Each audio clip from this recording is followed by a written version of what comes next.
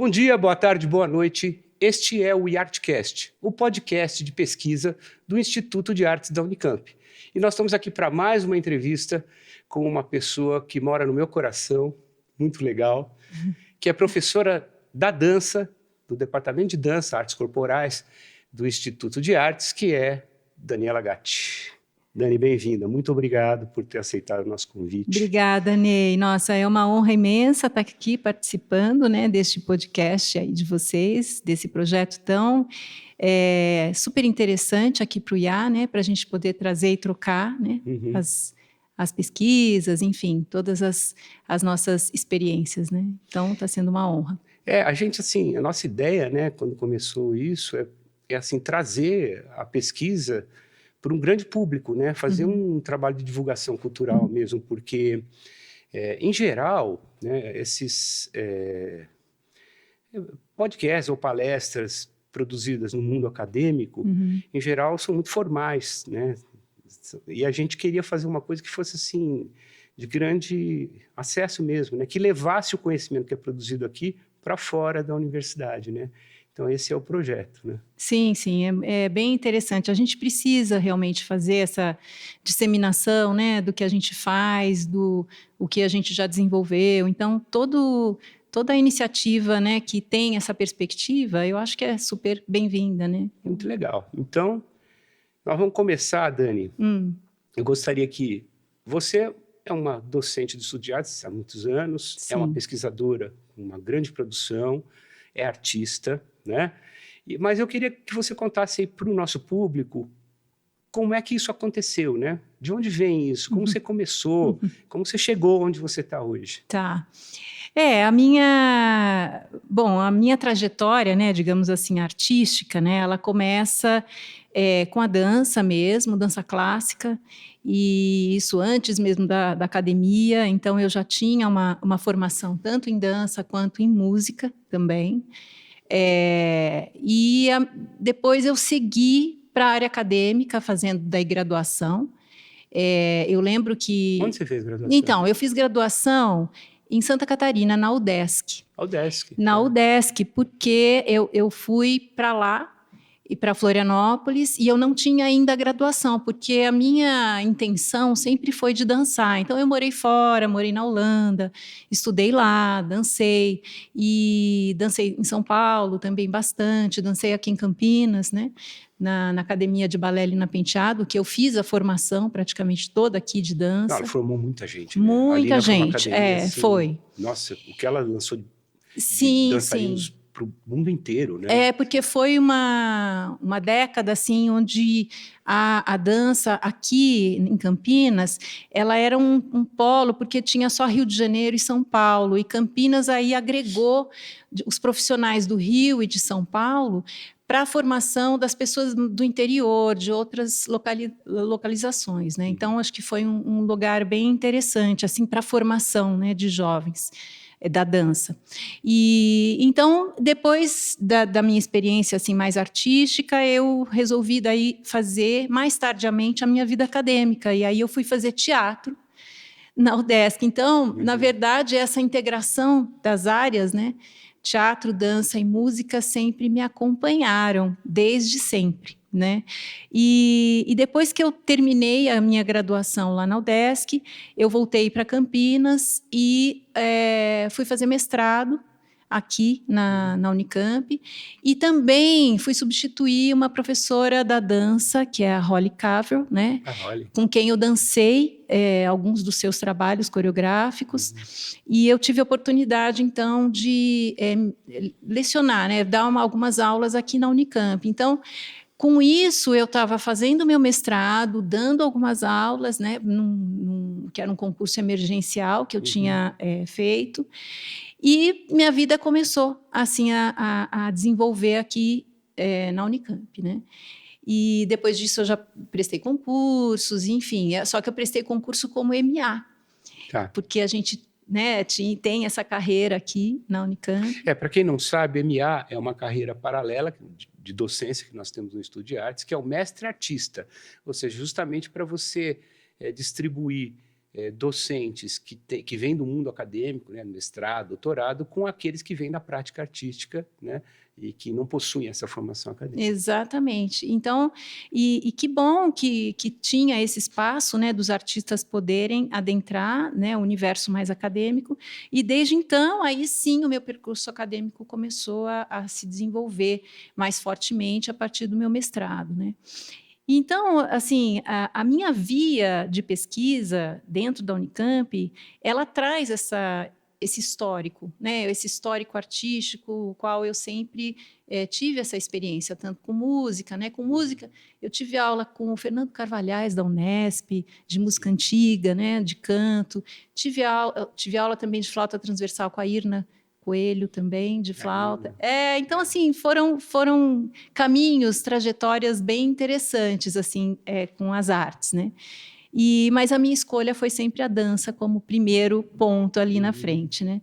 E aí, na Unicamp, essa integração das artes sempre me perseguiu, também na minha área mais pedagógica, né? Então, todas as minhas orientações, a minha própria pesquisa de mestrado e doutorado foi dentro da prática artística, ou seja, de processos criativos interdisciplinares, né? Então, essa é a via, digamos assim, que me alavancou aqui para a minha pesquisa, para desenvolver, né? Tanto na área pedagógica, quanto também na área artística, né? Então, eu continuei dançando, né? No meu mestrado também foi um mestrado prático, o doutorado também. O meu doutorado eu consegui fomento de 2 PROACs, então eu viajei pelo interior também com o meu doutorado. E então essa relação, né, da prática, da teoria e da prática, digamos assim, mas que culmina na área mesmo do fazer artístico, isso é muito interessante, né? E eu sempre continuei dentro dessa linha interdisciplinar. Então, é muito legal você colocar essa questão, porque uma das coisas que permeia, um dos fundamentos aqui desse podcast, tem uma pergunta por trás, que é assim, o que é pesquisa em artes, né?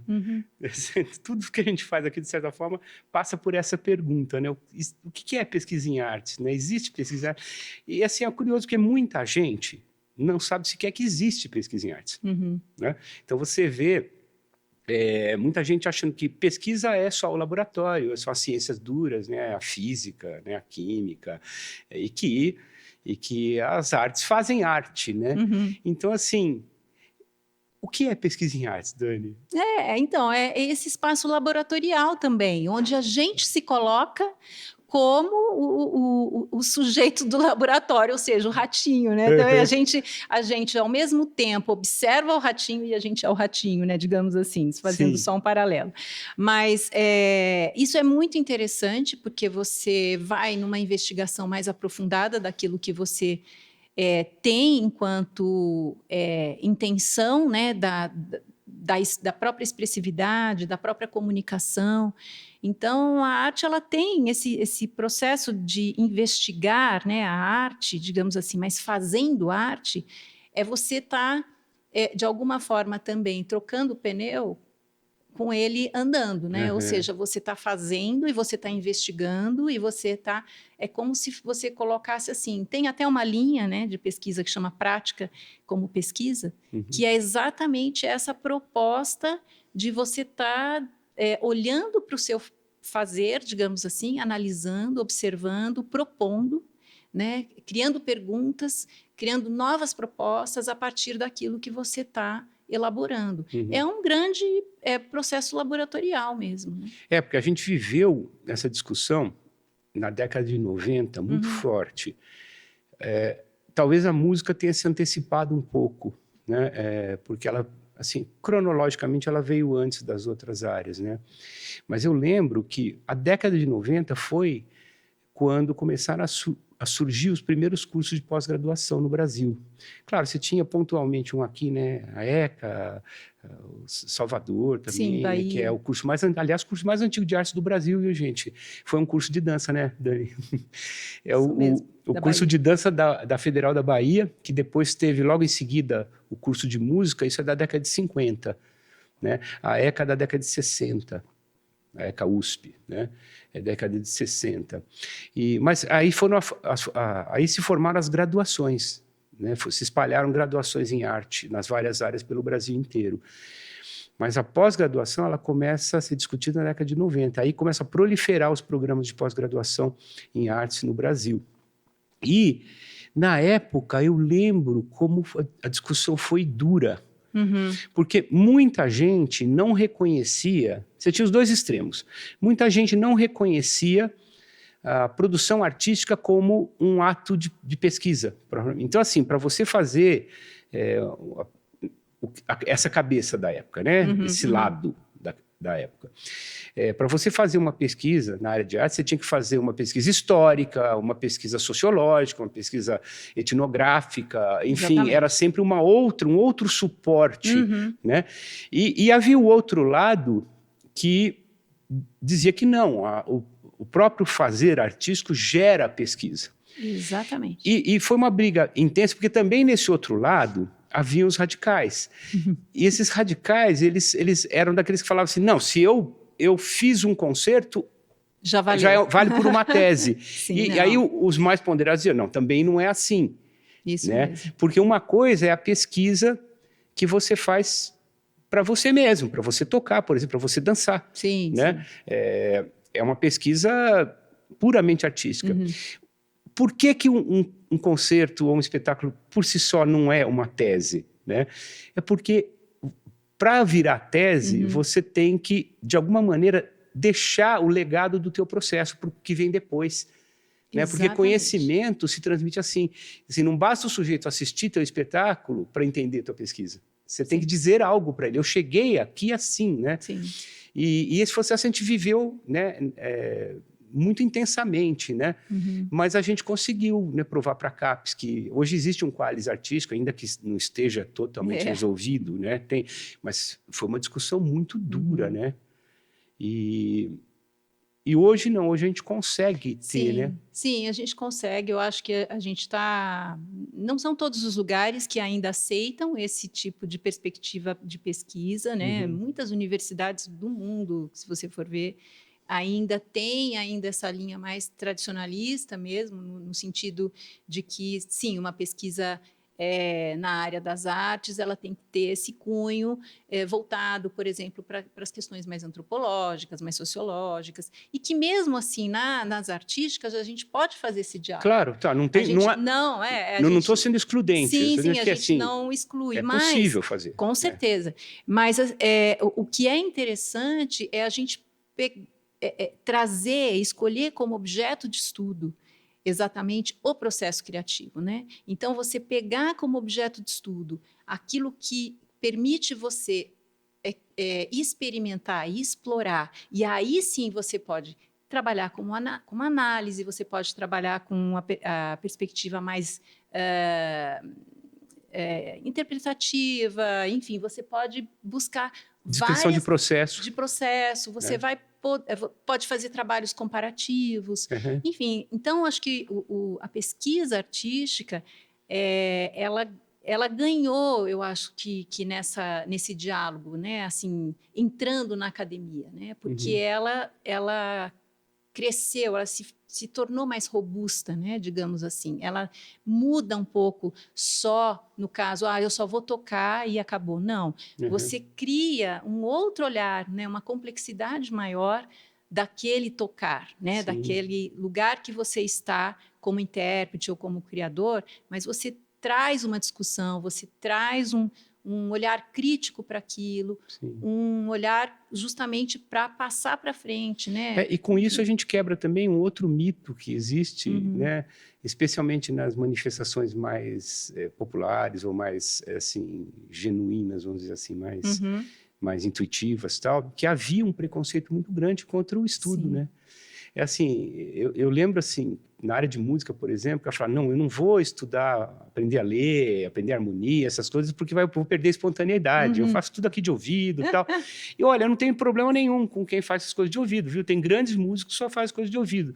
O que eu acho legal é quebrar o preconceito. Sim, sim. Né? Que assim, se eu estudar, eu vou piorar. Não, ao contrário. Todo mundo que estuda melhora.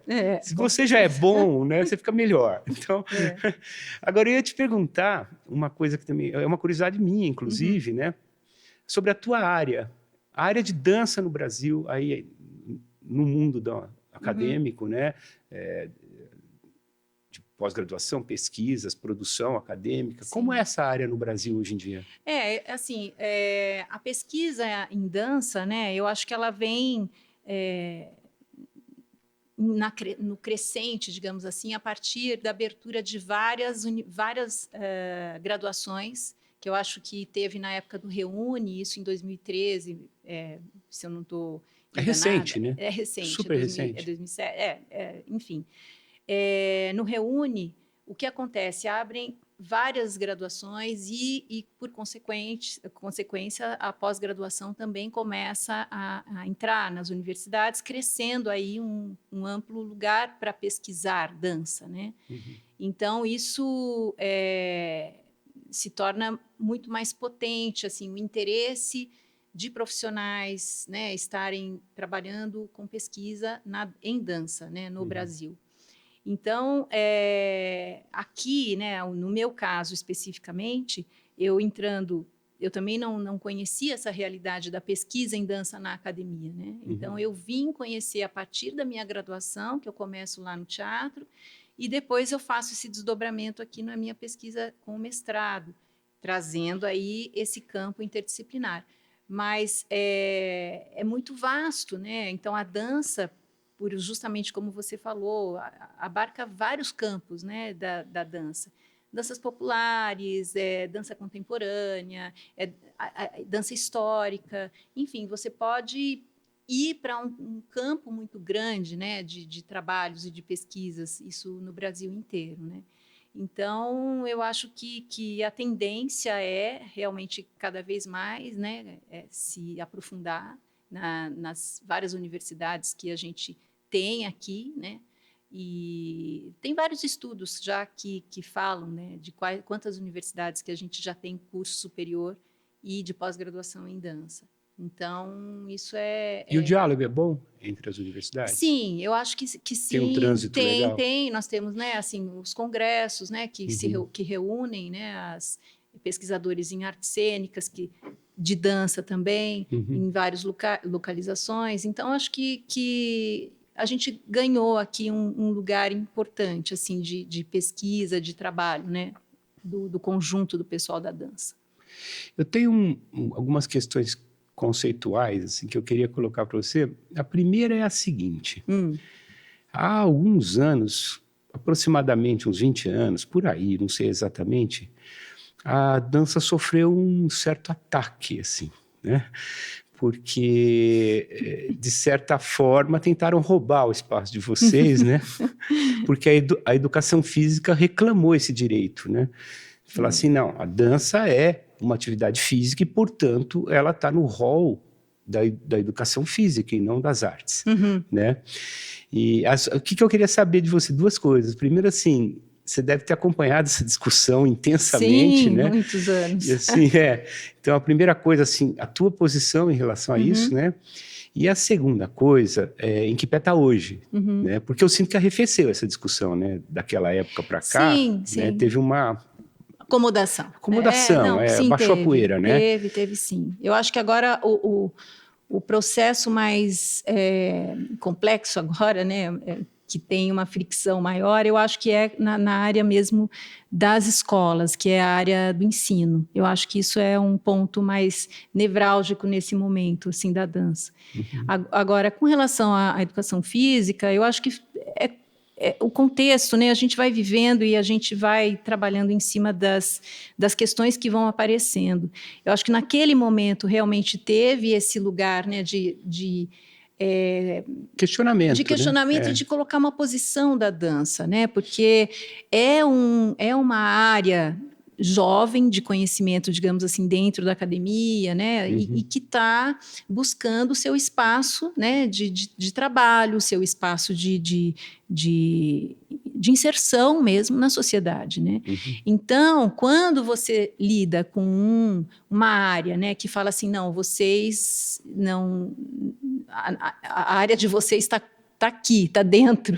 Você precisa ter, por exemplo, o CREF, você precisa ter a formação de educação física para se tornar um profissional da dança, para você ter espaço de trabalho. Quer dizer, isso foi um lugar muito complexo, né, para você poder desenvolver. Então, acho que naquele momento, esse atrito talvez tenha sido importante para consolidar, eu acho que a área da dança como uma área firme, né? Para ela se afirmar, né? Para ela se afirmar, exatamente. Então, mas que isso depois foi se acomodando, todo mundo foi percebendo, a própria pesquisa em dança vai trazendo esses lugares diferenciados, os lugares que, né, que vocês que podem ser convergentes e também divergentes, né? Então, eu acho que esse ponto foi um ponto no momento específico, né, da vida, né, contextual que a gente estava vivendo e que agora se acomodou. Agora, nesse momento atual,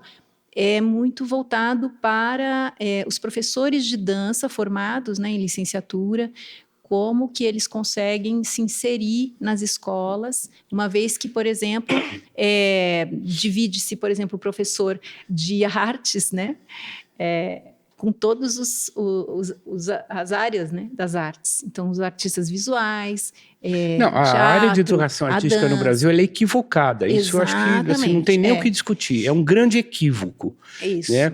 Porque você se forma em educação artística, o que te habilita a dar aula de qualquer arte. Mas não existe esse multiartista, não, né? Não. Por mais que você trabalhe nessa via interdisciplinar, mas você tem ali o seu lugar. Não, eu acho que assim, né? a formação tinha que ser bem específica. É música, é dança, é artes cênicas, né? Artes visuais, assim, porque aí você pode dar uma formação boa em alguma coisa específica, né? E do jeito que é hoje, é totalmente... E o problema é exatamente isso, quer dizer, uma escola ela vai ter um professor de artes, né? Sim. Então, geralmente tem um viés mais direcionado, né? Ou para as artes visuais, ou para alguma outra, ou do teatro, a não ser algumas escolas que têm essa abertura para incorporar todos os profissionais. Duas ou três áreas, pelo menos, né? Então, eu acho que isso é um ponto que está se avançando, mas ainda precisa ganhar mais, né? Assim, esse ponto firme, né? Principalmente nas escolas públicas, né? E então é isso. Acho que no contexto atual a gente precisa ganhar um pouco assim, mais de espaço. Né? Eu acho que assim, a gente às vezes se equivoca tratando essas coisas como disputa, onde na verdade não deveria ser disputa, deveria ser integração. Isso, né? Porque, por exemplo, assim, eu não sendo da área, mas eu consigo enxergar assim que é claro que para o pessoal da dança é legal ver a produção de educação física, então saber de biomecânica, é um conhecimento que agrega para a sua formação. Né? Então são complementares, mas assim, até você dizer que essa área é da educação física, é um grande equívoco. Sim, não. Isso eu acho que já acho que rompemos isso, né? Acho que já conseguimos essa... Você sabe um paralelo que eu faço nessa questão? E que eu acho que tem a ver, a metáfora tem a ver, assim, a da gastronomia com o nutricionismo, tá? Que assim, o nutricionismo, nós somos cientistas da comida, a gente sabe o que tem, a gente sabe o que você pode comer, o que você não pode, né? E a gastronomia é o quê? É um conhecimento milenar que a gente acumulou, né? Com a comida, e que tem todo esse conhecimento também. Só que é um conhecimento que não foi desenvolvido cientificamente, ele foi desenvolvido pela prática. As pessoas comem há milhões de anos e elas sabem o que pode comer, o que não pode comer, né? Como combinar as coisas. Né? E eu tenho a impressão que a arte é um pouco por aí. Né? Assim, a formação em dança, claro que ela contempla todos os princípios que você tem que ter para teu corpo não se machucar, né, para você não ter lesões, para você ter um bom rendimento, um bom desenvolvimento muscular e físico. Claro que ela contempla isso, só que é por outra via. Sim. Não foi a via da educação física, é uma via que veio e também ancestral, né, que a gente é um conhecimento adquirido de lá, né, até aqui, que a gente acumulou. Agora, o que muita gente não enxergou nessa discussão, que eu acho que é a questão fundamental, que é assim, a educação física não trabalha com poética. Ela nunca vai poder se colocar artisticamente, porque não é o viés dela. Sim. O nosso viés é poético. A gente não se apresenta para ganhar, né? Para competir. E o viés da educação física é a competição, é você obter o máximo do teu rendimento, é você vencer, né? Tem tudo isso embutido na lógica da área. E a nossa lógica é criar, né? Se expressar, né? Desenvolver poéticas. Sim. É muito diferente, só que é com o mesmo material, que é o corpo. Material. Mas eu vejo que atualmente, eu acho que a gente já avançou bem e a gente está conseguindo dialogar melhor. Porque o conhecimento que eles também podem nos ofertar, né, eu vou até falar um pouco depois da minha pesquisa, por exemplo, para pesquisas analíticas, estatísticas, esse tipo de produção de dados, coisas que às vezes a gente também precisa e eles já fazem isso já há muito tempo. Sim. Então eles também podem nos ajudar a pensar em modelos, em metodologias, digamos assim, para analisar o movimento, para você investigar a respeito daquela relação de força, de potência do movimento, que às vezes está dentro da expressividade e que você quer investigar um pouco mais profundamente. Claro, então, é o que eu falei, é complementar, né? É complementar, exatamente. E o inverso também. Eles também precisam do nosso modo de olhar, às vezes, né? A pesquisa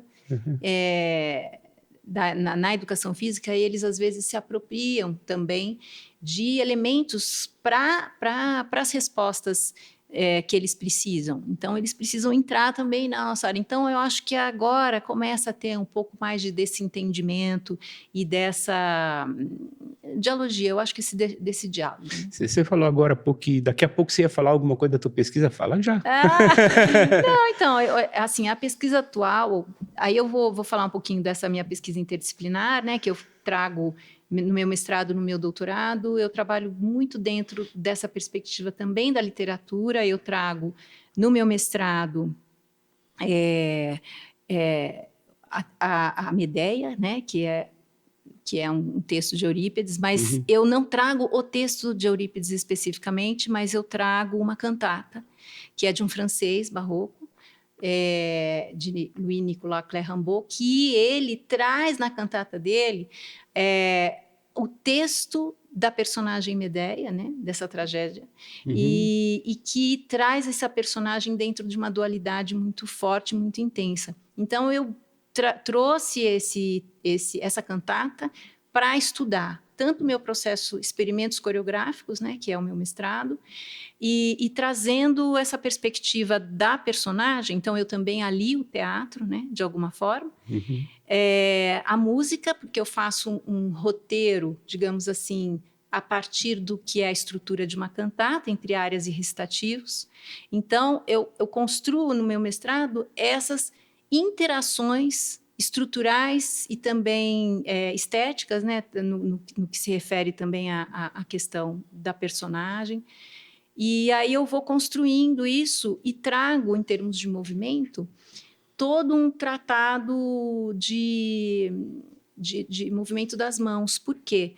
Porque nas cantatas antigas, as cantoras elas cantavam com umas linguagens de padrões de movimento com as mãos na música antiga. Eu não sabia disso. Legal.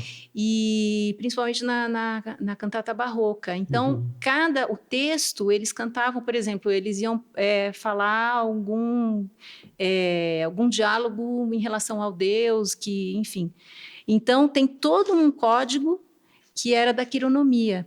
Então, eu trouxe a quironomia para estudo dos meus experimentos coreográficos. Então, eu faço todo um mapeamento, tanto da estrutura da cantata, quanto das personagens dualidade, né, da personagem mítica e humana, e também eu trago em termos de movimento a quironomia para estudar essa investigação de movimento. Explica aí para o nosso público o que é quironomia. É o estudo, na verdade, é um tratado, né, que eu acho que, na verdade, foi o início da linguagem quase das mãos, né? Da linguagem das mãos, né? De você falar.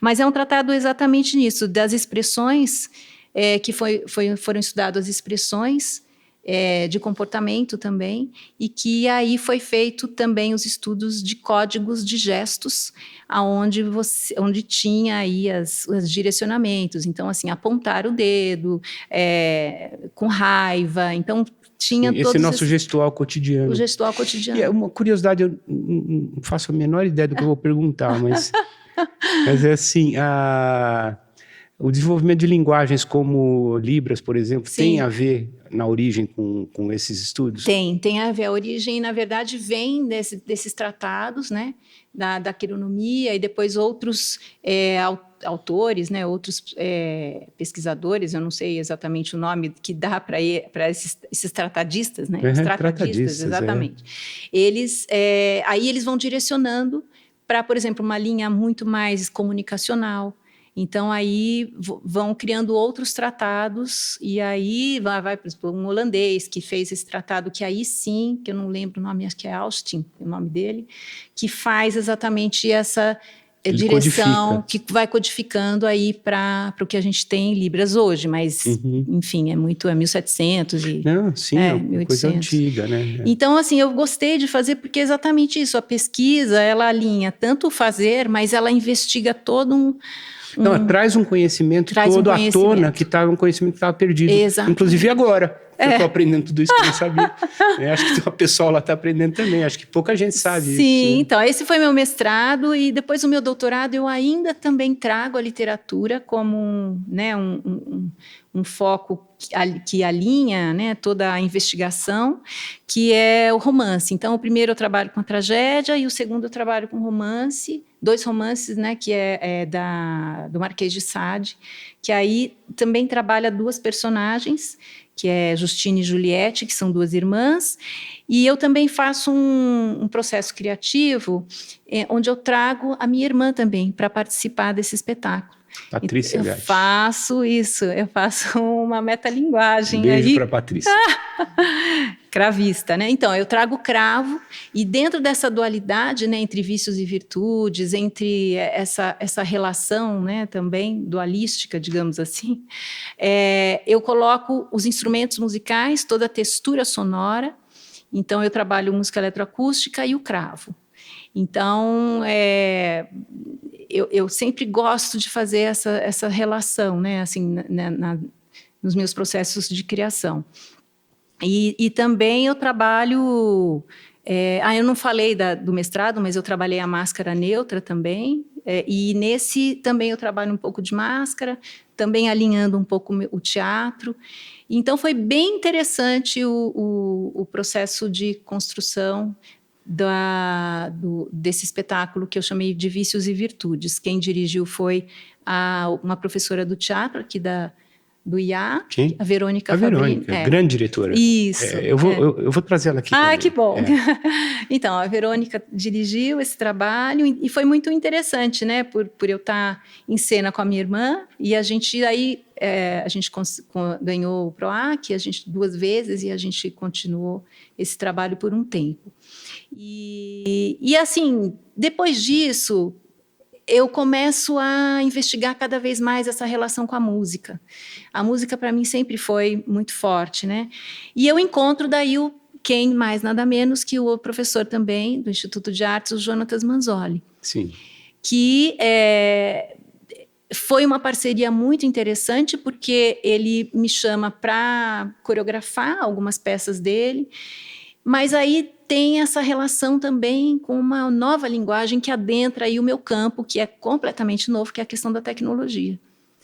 Então, para mim, eu falo, nossa, é um mundo novo que se abre, que se desperta. Você estava no projeto Tapete Sonoro, não era isso? Ou eu estou confundindo? Não, acho que você está confundindo. Tapete Sonoro? Porque era uma dança, e o tapete ele respondia musicalmente, por isso que a dançarina disparava. Não, mas esse tá. esse eu não estava. Mas assim, eu já estou trabalhando com essas questões tecnológicas, dispositivos, enfim. Então, com ele me abre um campo, então a gente consegue dialogar muito bem na relação entre composição musical e composição coreográfica. Desde 2013, então a gente vem fazendo alguns trabalhos. Teve um outro trabalho em 2018 que a gente também ganhou prêmio, que a gente conseguiu também viajar por cidades de São Paulo, que foi de uma margem à outra. Que aí, nesse trabalho, a gente entra um pouco mais dentro dessa relação com sensores acoplados no corpo, em que aí eu começo a investigar essa linguagem da tecnologia, como ela interfere, né, nessa questão poética, estética do movimento. Uhum. E isso começou a me interessar muito, e aí a gente continua nesse diálogo até hoje, né? O Jonatas já agora está morando em Portugal, uhum. Mas a gente continuou nas pesquisas que ele foi líder, tanto do CapSprint, enfim, várias outras pesquisas que a gente tem com parcerias, e nessa última que foi uma pesquisa da FAPESP, que essa sim eu acho que consolida essa ideia, né, atualmente do que a gente vem investigando, que é esse corpo sonoro. Porque sempre eu tive essa vontade de trazer música para o meu corpo, trazer som para o meu corpo, né? Então, acho que a tecnologia, essa linguagem, ela foi um aliado aí para essa minha necessidade, uhum. Né?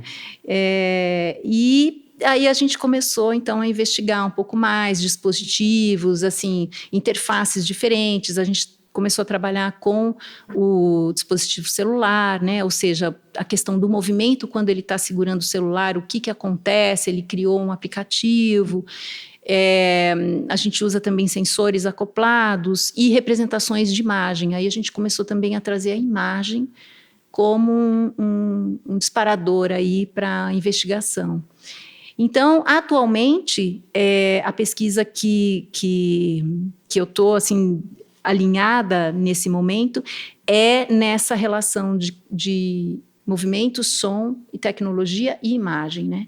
Uhum. Que é a virtualidade, a multimodalidade e também a arte generativa, que traz toda essa relação, né, de autonomia do própria conversa que você tem com sistemas computacionais e o seu movimento, ou seja, você começa a entrar num processo de diálogo, né, com a máquina, digamos assim, né? Muito que também há um preconceito, né, da área das artes, às vezes, dessa relação, mas ele é um universo muito interessante, e dentro dessa pesquisa do corpo sonoro expandido, né, que eu estou finalizando agora, essa pesquisa da FAPESP, a gente fez um dos eixos da pesquisa foi fazer um levantamento de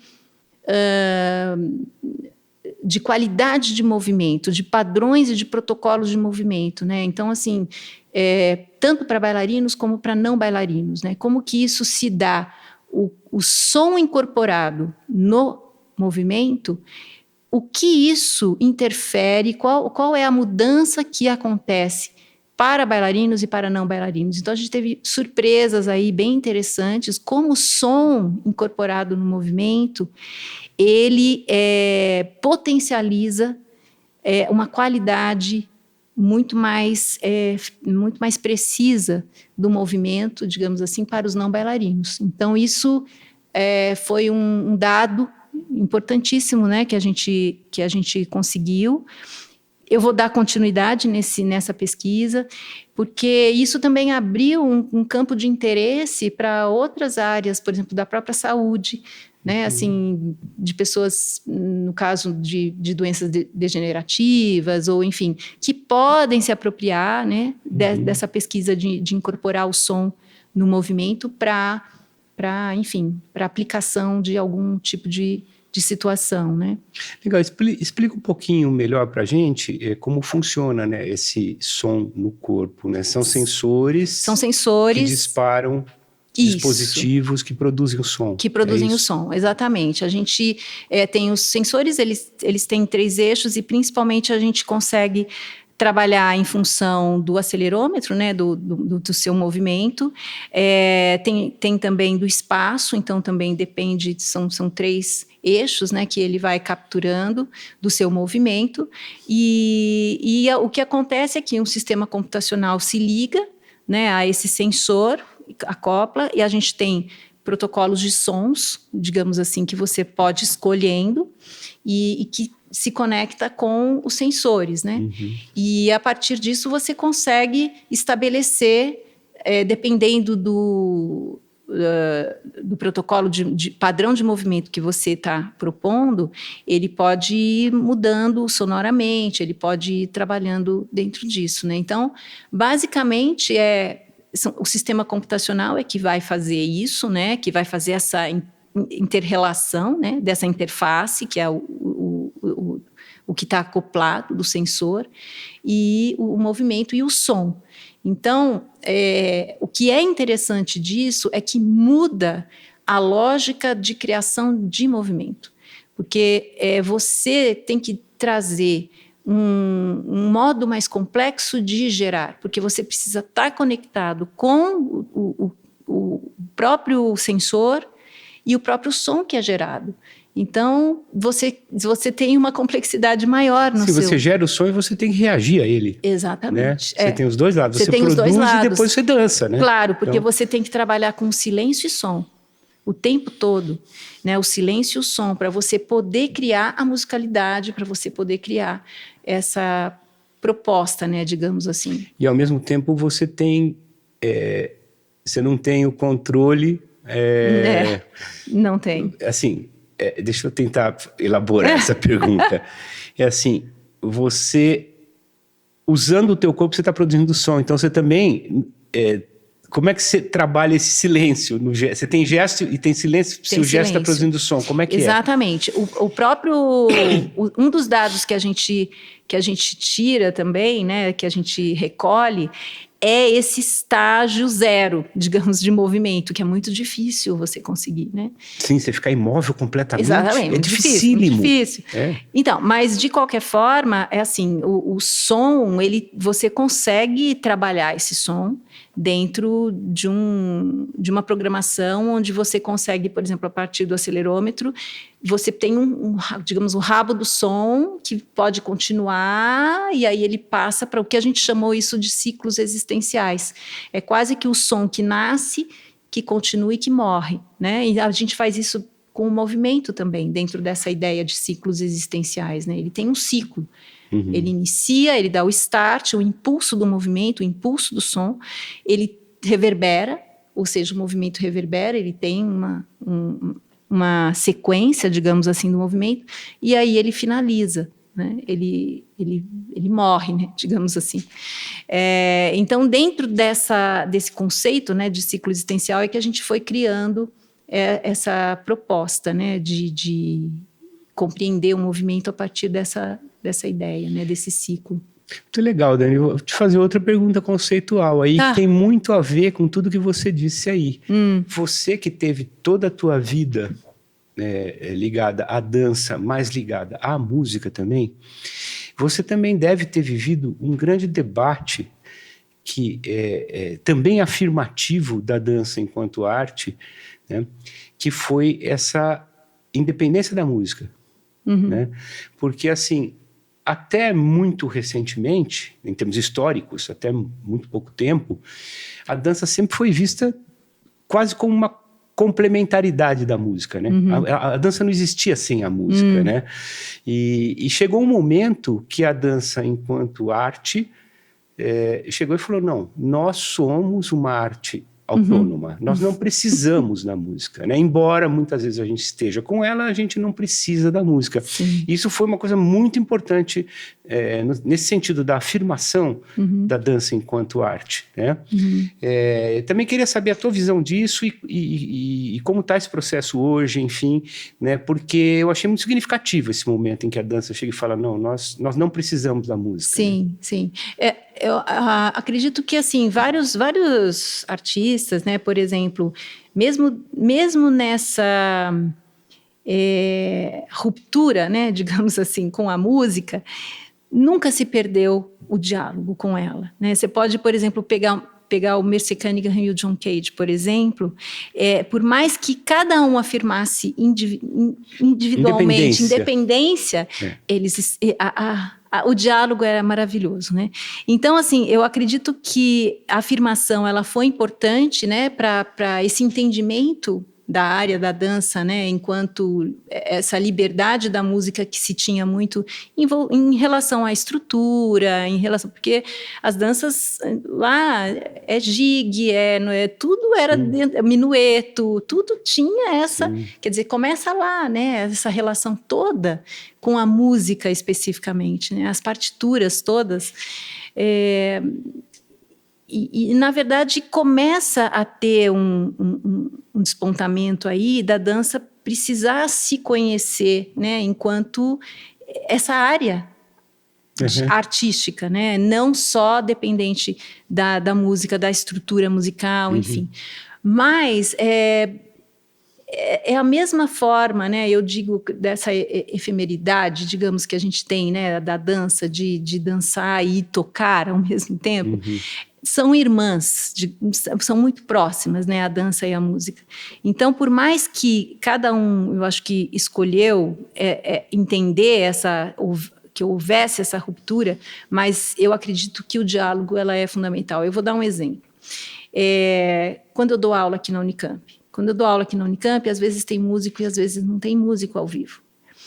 E eu posso dizer assim, que quando tem músico ao vivo tocando nas minhas aulas, é 100% de qualidade que a gente consegue estabelecer para a qualidade de movimento, para uma outra estrutura de aula, porque o diálogo traz um outro fator a mais, né? A música é presente no movimento.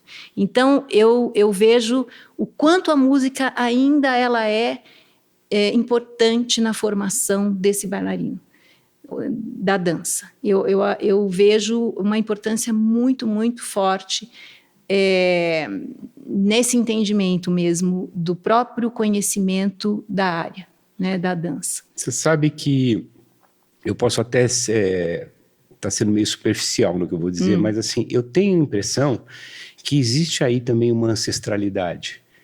Com certeza. Porque, assim, lá atrás mesmo, nos tempos imemoriais, a gente cantava e dançava. As coisas não eram tão separadas, tão especializadas quanto são hoje, né? E a gente seguiu aí, a humanidade foi se desenvolvendo cantando e dançando, né? Ou tocando e dançando, né? Em rituais, em festas, em tudo mais. Então, assim, há uma relação intrínseca entre as duas, né? De certa forma, assim, a música é uma dança de sons e a dança é a música do corpo, né? Assim, tem uma relação entre elas intrínseca, que eu acho muito legal, né? Eu entendo, assim, esse momento que a dança teve, né? De ruptura. Que ela precisou se afirmar, é natural isso, né? Mas, assim, essa relação intrínseca aí entre as duas, eu acho que sempre existiu e permanece, né? Com certeza. É que a dança, ela abre, né, o seu espectro, digamos assim, né? Ela vai para espaços, outros espaços alternativos. Então, assim, enfim, ela amplia, né, o seu lugar. E ela sai apenas da relação só da música, né, como vinha no início. Então, eu acho que... Mas dentro da minha pesquisa, eu realmente... Não, você sempre foi musical, não tem né? como. Não tem jeito. A música, ela faz parte, né, sempre, né, do que eu gosto de fazer. Mesmo os TCCs aqui, o trabalho de conclusão de curso do bacharelado, inclusive eu lancei um livro que falo sobre isso, falo sobre os trabalhos de conclusão de curso, que chama Dança em Redes, onde eu coloco exatamente uma das características dessa orientação que eu, né, durante esses mais de 20 anos que eu dou aula aqui, que eu oriento, essa relação com os músicos, com os alunos de música, né, também, e também alunos da medialogia mais para frente, entrando nesse processo de criação em rede, né? Então, acho que isso é uma das características, assim, que é muito próximo do que eu pesquiso aqui, do que eu faço, né, como professora, como artista e como pesquisadora. Legal. Dani, nós estamos caminhando para o fim, né? Então, eu queria que você dissesse agora, primeiro, assim, os seus planos futuros, a partir daqui, disso que você já construiu, né? Ou que você está trabalhando agora, para onde você vai, Sim. né? Quais são os seus desejos, aí, perspectivas, né? E também acrescentar, se fosse alguma coisa que você não tenha dito, que você gostaria de dizer, acrescentar também mais agora para o final. Sim. Tá?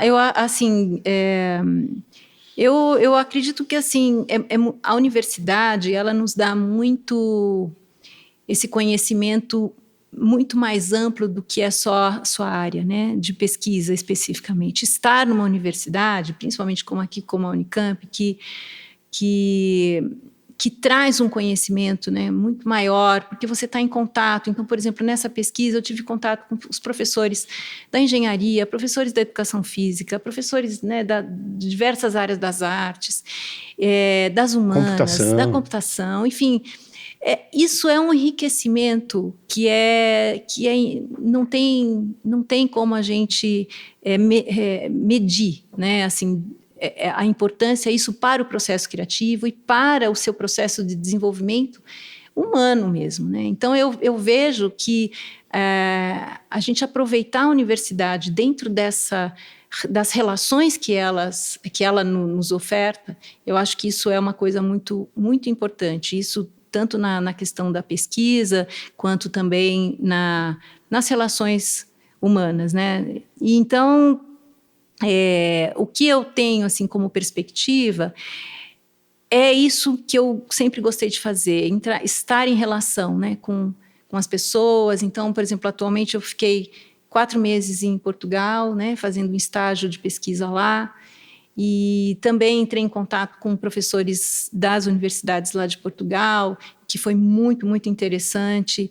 estar trabalhou com o eles. Jonatas lá de Trabalhei novo? com o Jonatas lá de novo. Fizemos uma apresentação num criptopórtico. Foi espetacular, foi assim incrível essa experiência e assim a perspectiva é essa, se for permitido dar sequência a tudo isso, a avançar mais para outros lugares, enfim, criar outras relações, eu acho que isso sempre uma coisa que eu gosto de fazer, né? Tá sempre interagindo com novas áreas, com novas pessoas, e isso me faz feliz, digamos assim, né? E eu acho que é isso. Ser professora é uma coisa que é uma tarefa, né, digamos assim, que me fez ser, né, uma pessoa e, além de ser artista, ser professora também. Então, isso me ensinou muito a ser artista. E também o inverso, né, o artista me ensinou a ser professor. Então, isso também é uma questão que eu queria chamar a atenção, porque eu acho que hoje está precisando um pouco das pessoas olharem, né, um pouco mais dentro dessa outra lógica, né, digamos assim, o que eu posso contribuir para você, o que você pode contribuir para mim, e esse diálogo é sempre muito, muito bem-vindo para o nosso crescimento, né, para o nosso desenvolvimento. E essa escuta, né, saber o lugar de falar, saber o lugar de ouvir, isso é muito difícil para nós artistas, isso é muito difícil para nós humanos, né? Uhum. Então, você saber o momento de calar, o momento de falar e o momento de dançar, o momento de tocar. Uhum. Eu acho que isso é uma coisa que eu queria terminar esse podcast falando isso, né? Que legal. Não, perfeito. Só que você não vai terminar só com isso. Tá tem um apêndice aqui, o epílogo. O quê? O epílogo é o seguinte, eu sempre peço para os nossos entrevistados, em cima de tudo que falaram, uhum, né, sugerirem alguma coisa para os nossos espectadores. Um livro, um filme, um espetáculo, sei lá, o que você quiser, que você acha legal. Olha, eu acho que eu falei da relação do Cunningham com Cage, né? Uhum. Eu acho que isso é uma coisa interessante. Teve uma intervenção que que é coreográfico, que ele uma instalação coreográfica do Cunningham, que ele trouxe para o Brasil, que são aqueles pêndulos, eu não sei se você lembra, que veio. Sim. Eu acho que isso, para quem não conhece, seria interessante ver. E onde você tem acesso hoje a esse material? Eu acho que tem na internet, YouTube, tem no assim? YouTube, tem. Eles vieram para São Paulo, no Sesc, eles trouxeram essa instalação.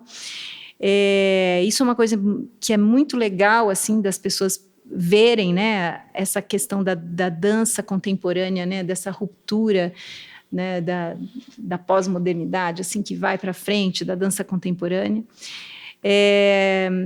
Que mais que eu posso sugerir, digamos assim, para assistirem? Para lerem. Para ler. É que isso depende muito, né, de cada pessoa, mas eu gosto muito, para quem pesquisa, né, quem está na pesquisa, eu gosto muito do Edgar Morin. Então, Edgar Morin, ele é um filósofo, sociólogo, educador, em que traz pensamentos, eu acho que muito inovadores e eu acho que certeiros para o nosso milênio, né, digamos assim. Então, para a nossa era, a gente se inspirar um pouco nele. Ele está bem velhinho, acho que ele está com 99 anos, ele ainda é vivo, francês. Então, eu acho que ele é uma figura que talvez seja interessante os jovens aí buscarem. Tomarem contato com ele, porque ele é uma figura interessante. Vou aproveitar que você está sugerindo a velha guarda, eu vou sugerir um livro velha guarda também. Tá bom. Tem um livro, gente, que está meio esquecido, que é da década de 50, de uma autora chamada Suzanne Langer, que chama Sentimento e Forma. Isso mesmo.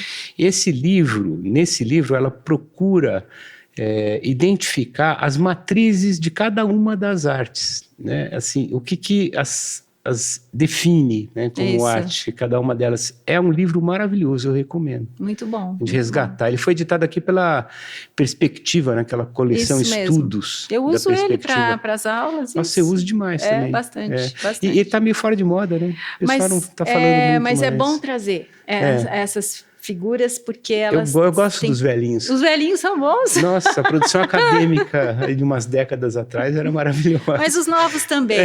Claro, com certeza. Tem aí toda uma força, né, que vem aí para frente. E eles beberam nessa fonte, né, também. Sim. Então... Mas a leitura, eu acho que depende, né, da busca de cada um, mas eu acho que essa proposta, né, de trazer esses autores, né. Teve uma época atrás que eu comecei a ler também que o Wilber, imagina, lá para trás, né? Então, assim, mas muito dentro dessa área, muito mais da espiritualidade, enfim. Então, depende do campo que você quer avançar um pouco mais, né? Então, tem a área da educação, a área mais técnica, né? Da sua área que você pretende estabelecer. Então, sempre eu acho que essa investigação é sempre boa. Muito legal. Dani, muito obrigado. Olha, foi uma alegria, uma honra, um prazer ter você aqui é meu. Com a gente e com o nosso público. Né? Prazer imenso, vocês todos da produção, muito obrigada pelo carinho, todos vocês. Eu quero agradecer justamente, né, ao nosso público que esteve com a gente até agora, né? Agradecer a toda a nossa equipe de produção, o pessoal do Provcom, que é o setor de comunicação do Estúdio de Artes da Unicamp, né, e os alunos da Medialogia, que fazem a nossa produção aqui em todos os episódios. Muito obrigado a todos que nos acompanharam até agora, e espero vocês no próximo Artcast.